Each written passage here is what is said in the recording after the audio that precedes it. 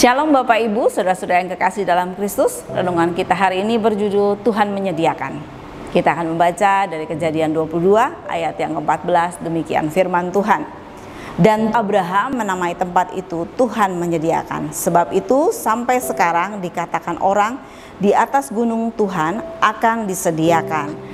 Kalau kita membaca kisah ini dari seluruh Kejadian 22 ini berjudul kepercayaan Abraham diuji. Bagaimana Tuhan menyuruh Abraham untuk menyerahkan Ishak yang anak yang dikasihinya, anak yang dinantikannya begitu lama untuk dipersembahkan kepada Tuhan.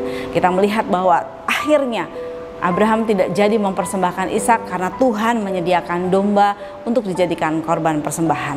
Dari kisah ini kita belajar bagaimana Tuhan itu Allah yang penuh belas kasihan, Allah yang penuh kuasa, dan Allah yang menyediakan.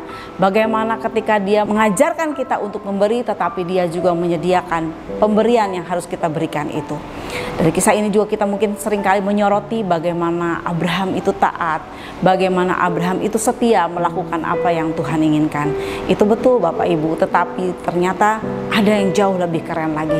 Kalau kita melihat, wah mungkin Abraham ini keren sekali ya, punya hati yang rela memberikan anak yang begitu dikasihinya. Karena belum tentu ketika kita diperhadapkan dengan hal yang sama, mungkin kita bisa tidak melakukan hal itu. Tetapi kita melihat Abraham melakukannya. Tetapi ada yang jauh lebih keren, yaitu Tuhan kita, Allah yang menyediakan.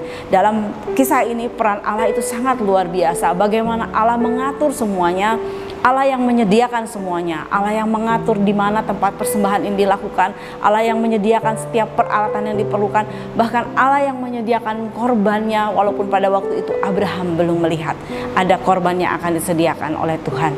Dan mari kita melihat di sini bahwa Tuhan itu begitu mengasihi kita semua, Dia tahu setiap hati kita semua. Dan yang lebih kerennya lagi adalah Tuhan kita. Tuhan kita telah menyediakan, menyerahkan anaknya, merelakan anaknya yang tunggal untuk mati di kayu salib, mati menebus setiap dosa-dosa kita, setiap kita yang salah, setiap kita yang najis, setiap kita yang hina, yang tidak layak, dilayakkan karena ditebus oleh darah Kristus.